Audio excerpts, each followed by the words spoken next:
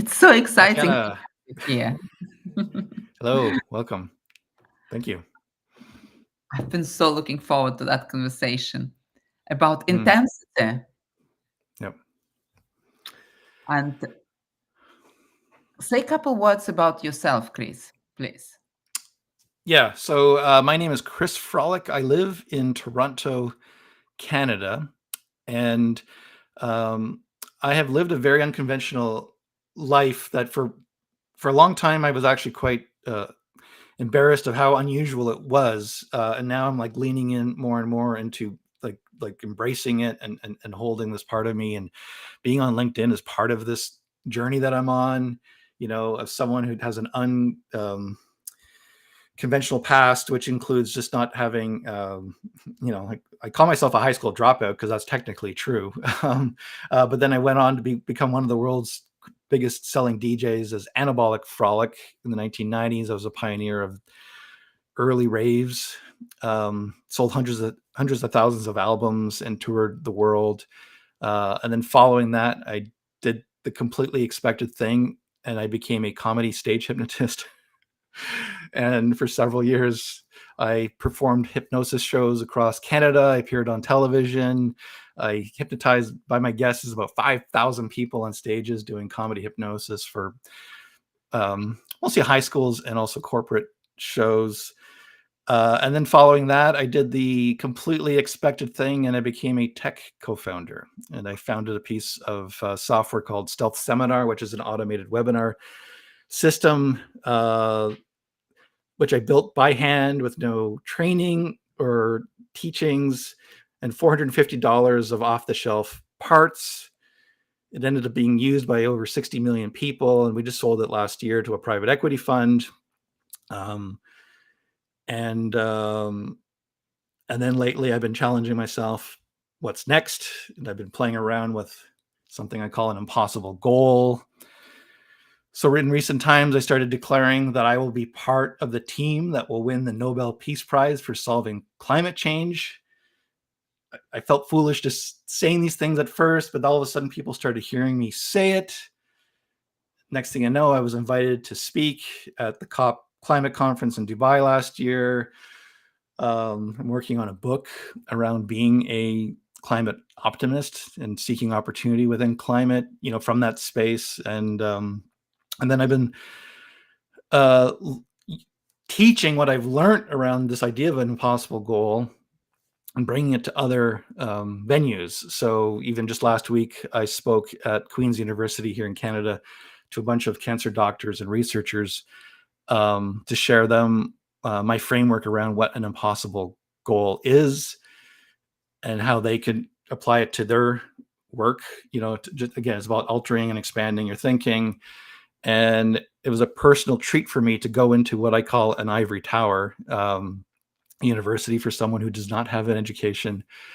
But my qualifications is this life that I've lived, and that's what made me qualified. And I showed up there and I was able to own it. And that's a more recent accomplishment of mine, because for a long time, like I said, I didn't understand that this fantastic story that I just shared with you over the last 2 minutes, like I made that happen. Like that didn't just happen on its own. And I'm coming to a better understanding of that. Mm-hmm. Wow. Chris, you live intense life, as what I would call, right? You make it happen, and what a diversity of experience. And you see, for me, intensity, it is go full in into something. It is, and it's also a presence of certain energy, right? It's this like focus, it's this passion, right? And then in a healthy version, it's also a connection to purpose. And your whole life has been what it appears to me quite intense. It is intense energy. Very intense. Yeah. And something that I just came to a realization very recently in a prior conversation you and I had about my relationship with what you call toxic intensity, and how that was very present for much of my life, just like living on the edge, like just very precarious, like betting the farm again and again, taking huge risks, risking everything in my life in pursuit of whatever it was that I was chasing, being willing to completely change my career path, and start over again and again. Like this idea of reinvention comes with a lot of intensity and risk. And so something I'm trying to be more mindful of now, and hopefully we can talk more about it today, is more healthy intensity. That, and I believe something that's holding me back even now is I know my old toxic toolbox, right? Like the toxic intensity. I know the tools that I used to use, and I don't want to use those tools anymore. So I'm seeking more healthy intensity. Yeah. Yeah, I totally hear your intention. And I'd like to invite you to consider that actually healthy and toxic intensity, they kind of coexist together, right? Sure. It's almost like a color range, color shade, right? And it goes into different colors when it goes into healthy version. And yet, Thank you. Yeah. Okay. So sorry to interrupt, but yes, I was falling into a binary thinking, right? Toxic, healthy, on, off. I was describing it to you just now. So I hear, sorry, I had to interrupt you because thank you. The gradient, okay. the gradient is what we're seeking. Yeah. Yeah. Right. And of course, for me, intensity, it's the energy, right? Mm-hmm. And every light has a shadow.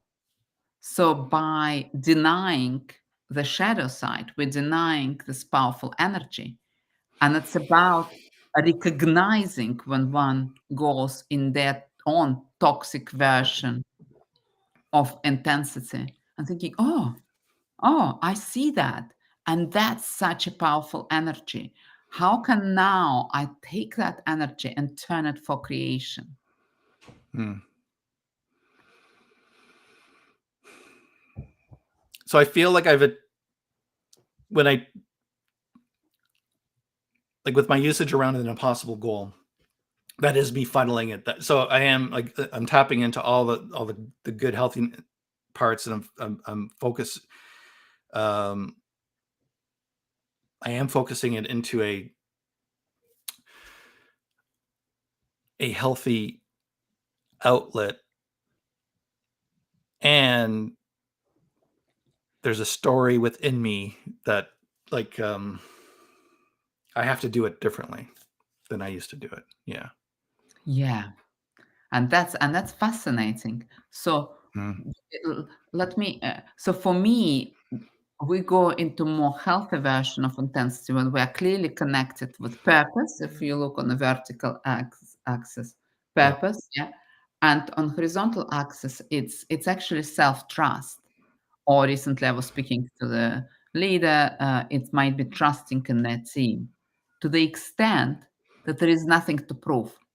So it's more goes from this energy of, okay, what would serve this purpose right now, right? And what would help me and who would help me to show up with the energy of there is nothing to prove. There is no need to go into defense or attack or proving that I'm not a camel, Yeah. It's like, this is what is important for me and what would serve to make it happen for us together as a team. Mm-hmm. How does it like what are you hearing? And Well, the phrase "there's nothing to prove" is landing with me because I think I'm in pursuit of proving myself at all times, right? So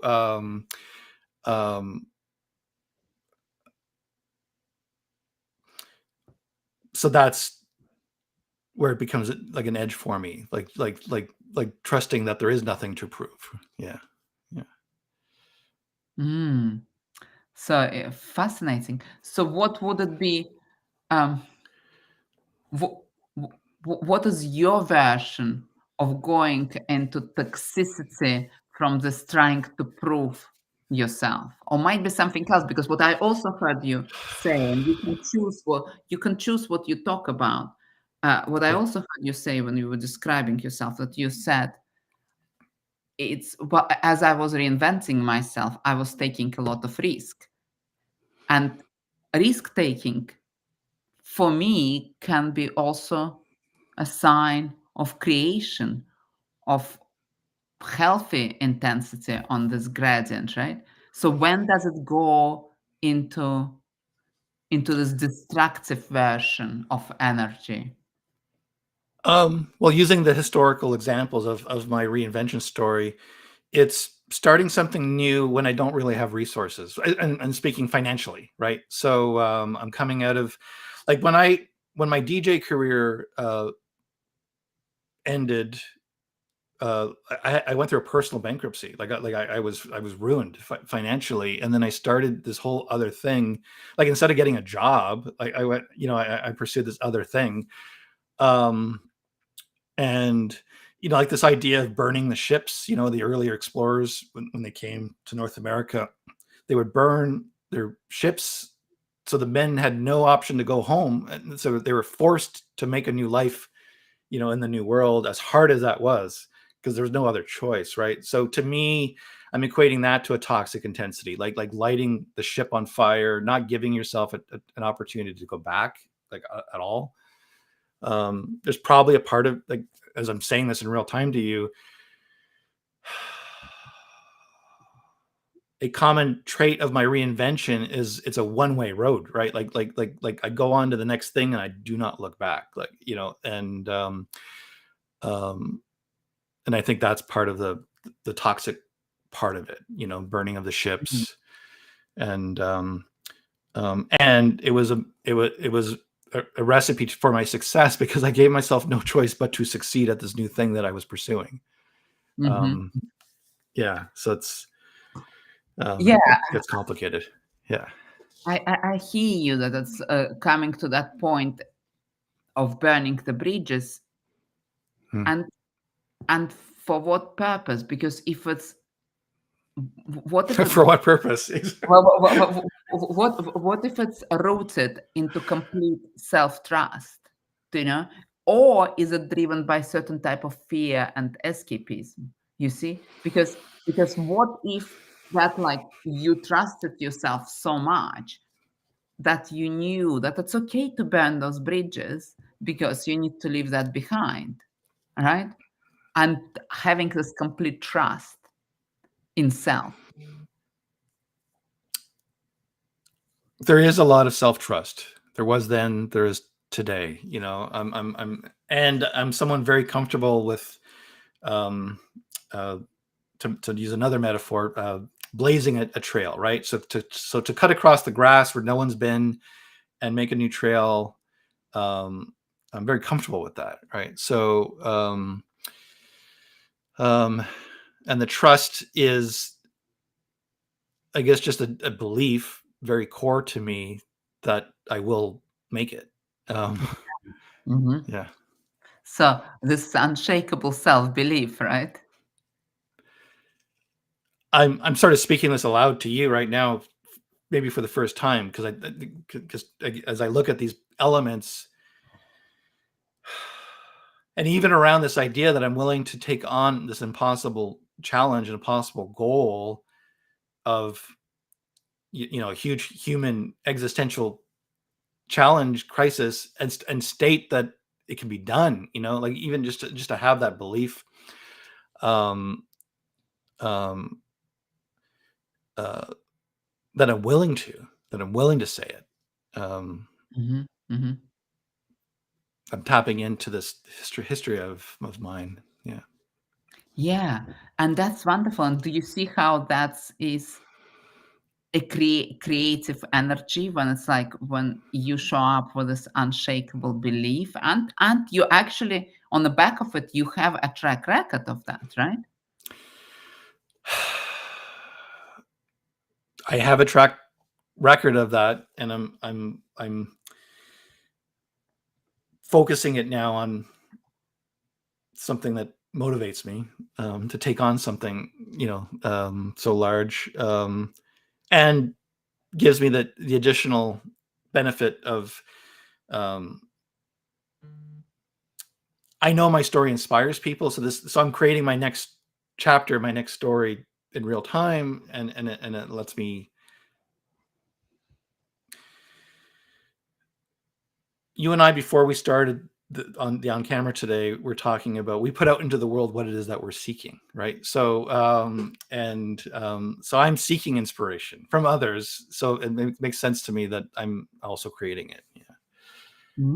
Yeah, and to allow oneself to be inspired by others, it also takes this unshakable self-belief, because then the inspiration from others is not a threat, it's an opportunity. For sure. That's a good distinction. Yeah. So I'm not this is where the whole abundant mindset comes in, or win-wins, or so someone else's success doesn't diminish mine. Yeah. And what I'm also, because I believe that we always have to look at both sides to be able to comprehend all nuances and all gradients of such a powerful force as intensity within ourselves.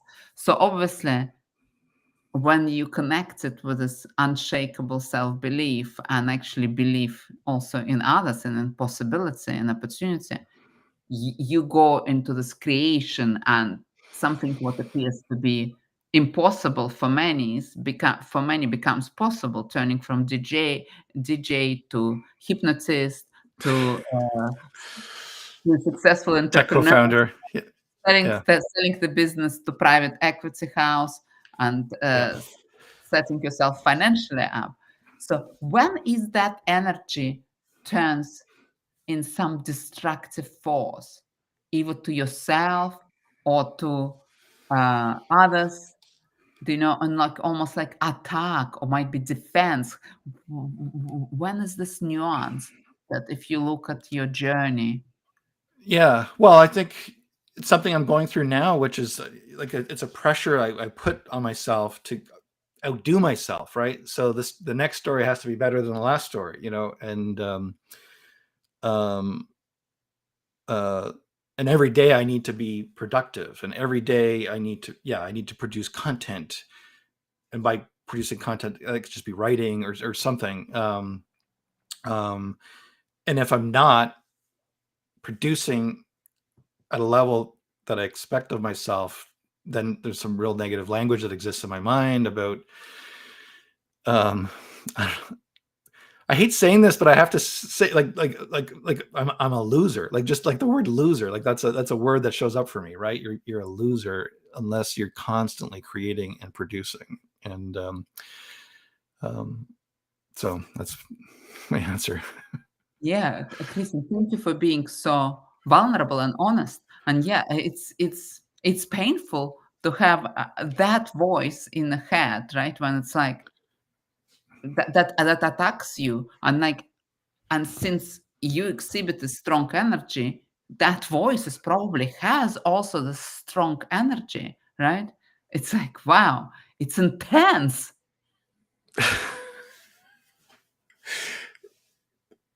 It is intense. Yeah. So, and I get it. All of this is like a double-edged sword, right? So basically what I just described is negative, and yet it's a factor in the life that I've created for myself. So it's like, yeah. Yes, and this voice, it's kind of like sometimes might be, it says one thing, but actually, like this creativity which you have, it might be stifling it, because it sends one into fear, right? Or am I interpreting it wrongly? It probably does stifle my creativity at times, and I feel like today, this week, I feel very stifled, and that voice is very present this week, like in real time, like I gave myself a goal of completing my next book like this month, before the new year, and And some days I can be very creative and I can produce like some good content, good pages. And then the last few days I've not been producing, so that voice is very present in me, and it's not helping me. Like, it's not helping me. Yeah. Yeah. Wow. And when we asked, whose voice is that? What if you could draw a picture, give it a name? Yeah. I mean, the best explanation I can give is it's my father's voice. Like, it's my father, right? So, or at least the version of him that exists within me. Yeah. And I know that I mean, he's a farmer, he's a laborer, so he only knows how to trade time for money. He doesn't understand creating value. He doesn't understand, like, there's other ways to express yourself in the world. And yet I live, with that voice. Yeah. And we create that. We take those voices. I was just working with one of my clients who was telling me how she created voices of different people in her life, in her head, and it's not even there what happens in reality. It's her version of how Yeah. those people almost try to control and instruct her and put responsibility onto her, including that she shared with me, even my voice was there, right? So it's kind of like she hires a Well, of coach. course. Yeah. No, you will exist to her as a cardboard cutout. Like, there's a card, like like those movie posters or something like that. Like, that's a metaphor that I experienced the world through, right? And my wife and I have been together for almost 30 years. We do a lot of work together. We do couples therapy, not to save us, but to up level us. We know each other better than any other person can, and we still get each other wrong. That. And I'm like, okay, if that's true for this person that I've known for 30 years, on the most intimate of levels, of course it's going to be true for everybody. Yeah. Yes. So, and sometimes we discover, and often through that work, we discover a different sides of us, right? Yes. Yeah. And what if we put those voices, those cartoons, which is, your father is not around you. He's not there saying, do that, right? He lives in a different city. He's not banging at my door. Right, exactly. He's not there now saying, "Loser, get to work." Like he's not there. I'm pointing at my door at my house. Right. So, I know that's ridiculous, and I live with it. Yeah. Yeah. and the whole thing is that it's so real because you acknowledge something what people, throughout the world, everywhere, living with, right? And when we carry the strong energy of intensity, those voices are even stronger. And what if actually, if we look at them, it's a cartoon characters. What if it's not a scary movie? What if it's like actually a playful game, and you're a gamer like, I am. how can you use your talent of gaming to turn it around? Yeah. Yeah. I have to share this as you're describing the cartoon character, and we're talking about how my father was not actually there. The cartoon version of my dad that appeared to me was Yosemite Sam, from the Bugs Bunny cartoons, with the guy with the guns and the big mustache. So I started to think of my father as Yosemite Sam, and obviously it went from threatening and criticizing to comical, like just now, like 60 seconds ago. That just happened within me. So How fun. And so imagine, Chris, what if, because what I know myself, when my versions of those cartoons show up, and I remember like probably a month ago, I had a big setback where my version of toxic intensity showed up so strongly because even though I'm used to receiving no's and I celebrate no's, but that particular no wasn't expected. I thought it will be yes. And it was for Yeah. something that was so important for me, for book on intensity, that it literally took me into that dark tunnel of my intensity so that I could experience it again, right? And when I'm in this tunnel vision, it's like, I'm just in a tunnel. How do you get out of the tunnel? And the only way is with this lightness and playfulness, right? So, so, so what if in that moment you draw the picture, I draw the picture? What would serve you, like in that moment of the complete darkness? And how that image of the tunnel and that bringing something playful lands for you, or might be you bring a different image. Yeah. Well, I'm still sitting with it right now, how much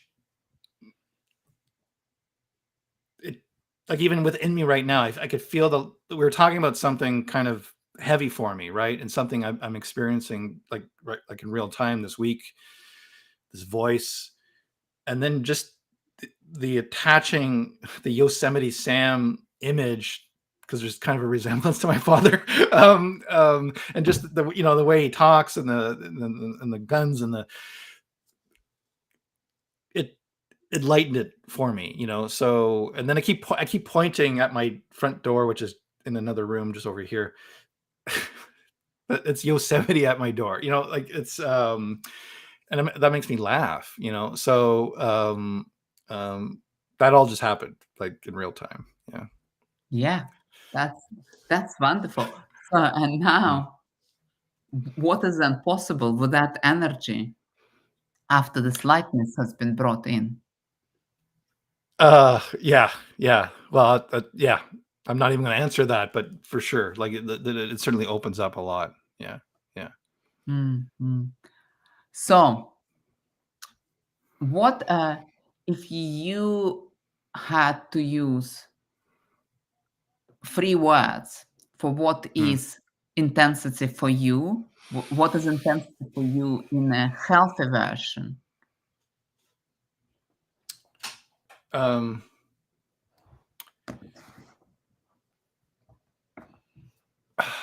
so my answer now is going to be certainly different than when we started this conversation, because I want to say laughter, Mhm, mhm, play, mhm. um, fun, like, uh, and it's all tied to that cartoon. Yeah, yeah. Yeah. So and actually fun and laughter is quite intense, like, especially I think It can about this be. laughter, right? When it's Yeah, proper, those belly laughter, that's very intense. yeah, yeah. Well, you talked about healthy intensity, right? Yeah, So, exactly, and I'm just thinking it's healthy. exactly. Yeah. Well, I'm thinking about, and then what the power of a good laugh, right? So, and even just as I'm kind of giggling a little bit as I was imagining Yosemite Sam at my door, I could just feel a release like happening. So, and that's not even like, and we know the power of a good belly laugh, when you're just like slapping the table and you're slapping your knee and you're just having a good belly laugh, and how healthy that is. And it's intense though, because your whole body is experiencing something. Yeah. Yeah. Maybe when somebody is an intense person is in the middle of this toxic intensity, what would bring this laughter and belly laugh out? And Mm. and what would be 3 words for you that describe when intensity goes into toxic version?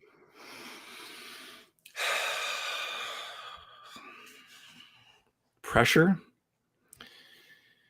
um, judgment, fear. Yes. Yes. And that is on that word, because turning fear into laughter and love for ourselves, and for that love Hmm. for others. That's what actually turns the intensity, the toxic intensity, into healthy version. And we all have our unique versions of fear that we're susceptible to. and recognizing it, and actually pouring so much love on this little boy and little girl that is within us, Yeah. imagined that scary cartoon. Yeah, like I'm thinking of like the parent that the child is afraid of versus me laughing at the cartoon. Like it's completely different. Yeah. So yeah, and on that note, so turning the fear into self-love and laughter through fun and joy, that's the path. I Simply mean, said. I literally went through it just like during our time together today. So yeah. Thank you so much. Yeah. And Yeah. thank you, Chris. It was a fun conversation for It was me. fun. And thank you to listeners who was with us or will listen in the future. So what is one thing you want listeners to take away? Well, I'm going to share something I want. I'm looking for more connection. I'm on LinkedIn now for that reason. I'm putting my story more out into the world. I'm looking for opportunities. I'm looking for invitations. So, and I don't even know what kind of invitations I'm looking for. But if someone's intrigued by me, please connect on LinkedIn or on my website, chrisfrolic.com. And that's something I'm looking for. Wonderful, Chris. Thank you for speaking it out. And I'm going to follow your lead. If somebody would want to have a conversation about intensity and toxic versus healthy version and the gradient in between, please reach out. Thank you to everyone. Thank you.